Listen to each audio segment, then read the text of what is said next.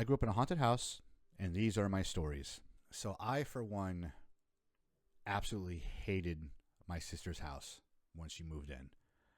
If you've been here and listened to the other stories, it's because basically when she moved into her house with her then fiance, it was being renovated. And, that's how they bought the house, like kind of in the shits. So they were able to, so they can renovate it at a cheaper price. The second floor was completely gutted, and there were no lights, no walls. It was down to the studs. There was one little working bathroom, and that was about it. Their bedroom and their living room space at the time was all the way on the third floor. The first floor had like a dining room area, the kitchen, all that stuff. The first floor had a living room as well, but I'm not sure why they wanted to have the living room upstairs in their living area. Probably because they didn't want to go through the shit of the second floor. But yeah, second floor was just was sucky. And every time you went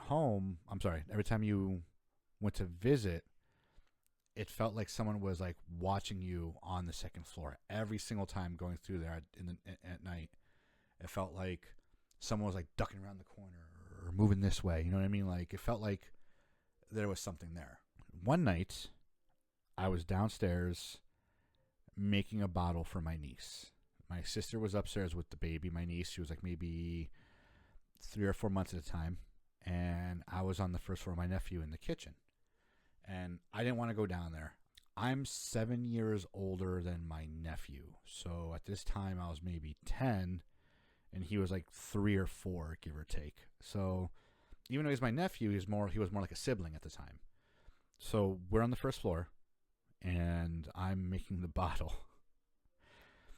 And it just felt weird that night. That just something was wrong, and even my nephew could feel it. I mean, it just felt like there was something in the living room. So I remember telling my nephew, I'm like, listen, we're just going to make this bottle, and we're going to go, okay? We're just going to go, and that's it. So I'm starting making the bottle for my niece, and it sounds like behind us, one of the chairs by the kitchen table in the dining room kind of moved a bit. So my nephew's like, Uncle Dave, did you hear that? And I'm like, yeah, let's ignore it. It'll be fine. It's okay. Like and follow for part 2.